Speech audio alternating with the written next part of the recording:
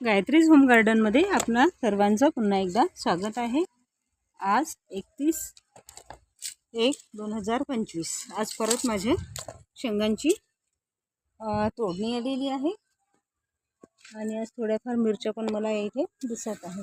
तसं तर आता उन्हाळ्याची सुरुवात होते, त्यामुळे भाजीपाला कसा पाणी कमी पडतं, त्यामुळे पाण्याचाही अभावामुळे थोडा सुकल्यासारखा होतो, कारण नळांना सुद्धा पाणी आता कमी येत आहे।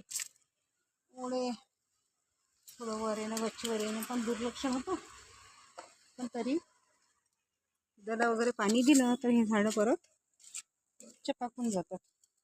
तर हे बघा, बरोबर आज 4 ते 5 दिवस झाले। आधी मी याच्या आधी शेंगांची हार्वेस्टिंग केली होती, आता परत आज त्या हार्वेस्टिंगला आल्या आहेत। म्हटलं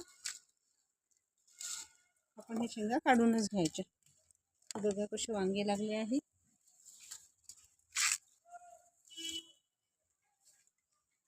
आज आपण करूया पालकाची हार्वेस्टिंग। पालक चांगलाच काढायला आलेला आहे, त्यामुळे हा पालक मी आज काढायला घेते शेंगा झाल्यानंतर। बघा शेंगा असं ते 4 ते 5 दिवसाच्या गॅपमध्ये आपल्याला ह्या चवळीच्या शेंगा जर आपण 8-10 झाडावर लावले किंवा आपल्या कुंड्यांमध्ये जर लावले तर आपल्याला ते दर 5व्या-6व्या दिवशी अर्धा किलो शेंगा त्या झाडांपासून मिळून जातात।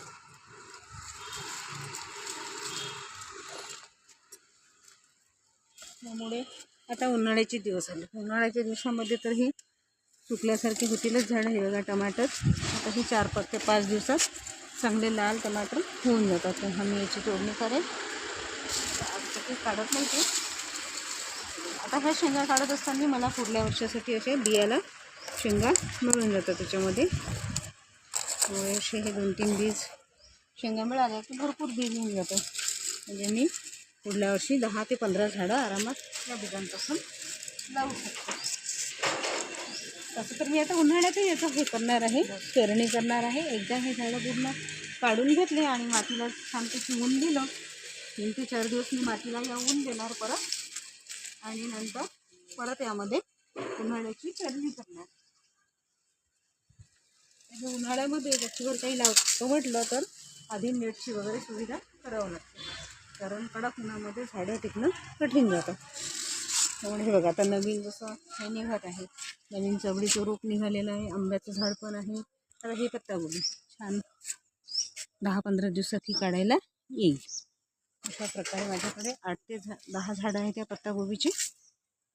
आणि ही मिरची नाही काही तर 3-4 जणांचा आम्ही मिरचीचा छान ठेचा बनवतो, जो बिलकुल तिखट नाही आणि ही मिरची खायला खूप म्हणजे छान चविष्ट आहे।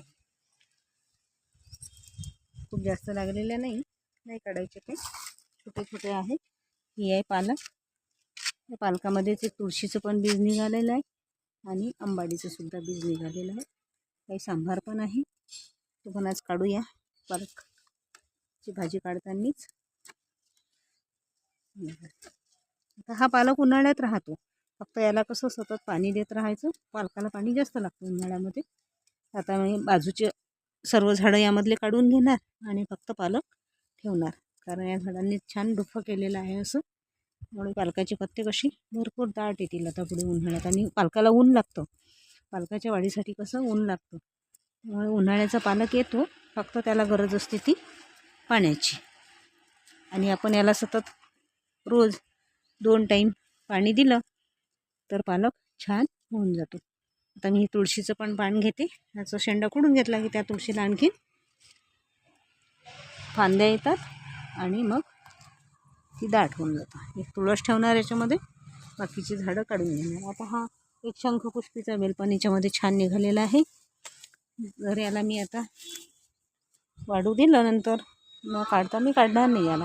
हे बघा कशी फुलं वगैरे छान लागत आहे त्याला।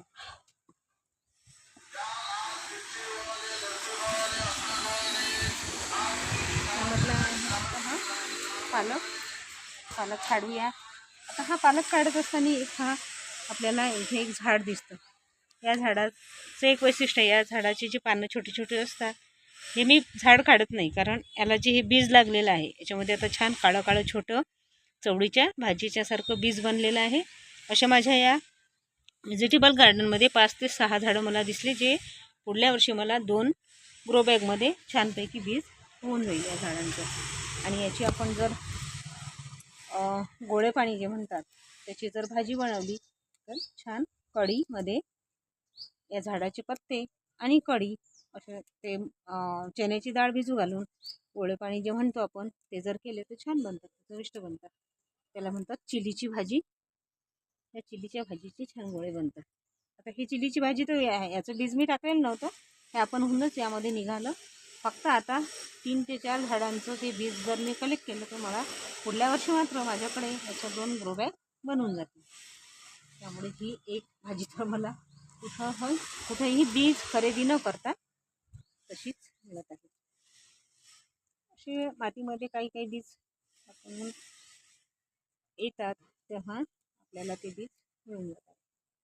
आता ही चवळीची भाजी 2-3 दिवस छान वाढू दिली तर एक दिवस आता ही भाजी काढायला येते. अशा प्रकारे मी आज फक्त पालक घेते. परत मला पालक बनवायची आहे आज.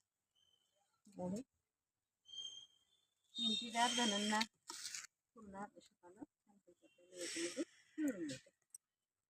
आपण डाळ भाजीच बनवतो ना. अशी मी लसण नाही टाकत, पण लसणाचे पात मात्र जरूर टाकते. अशी पात आपण थोडीशी त्या भाजीमध्ये शिजताना घातली तर त्याला छान चव येते. हे बघा, हे चिल्लीचं झाड आहे, त्याला पण छानपैकी आपल्याला बीज त्याच्यापासून पण बीज तयार होईल. आता ही घोडभाजी जी उन्हाळ्यामध्ये छान आता दाट होणार. आता हे जर याचं बीज मी काढलं या घोडभाजीचं आणि परत जर ही पाण्यामध्ये धुवून मी याच कुंडीमध्ये आणून टाकते तर मला या कुंडीभर परत घोडभाजी होऊन जाते. ही आहे आजची 31/1/2025ची आपली हार्वेस्टिंग. याच्या आधी आपण 3 ते 4 दिवसाच्या आधी हार्वेस्टिंग केली होती. हे बघा, परत आपल्याला अर्धा किलो बरबटीच्या शेंगा मिळाल्या, अर्धा किलो वालाच्या शेंगा मिळाल्या आणि शंखपुष्पीचे फुलं मिळाले, जे विष्णू आणि लक्ष्मीला खूप प्रिय आहेत. मिरची पण मिळाली. याच आजच्या हार्वेस्टिंगमधून आपल्याला मिरची पण मिळालेली आहे आणि पालक मिळालेला आहे.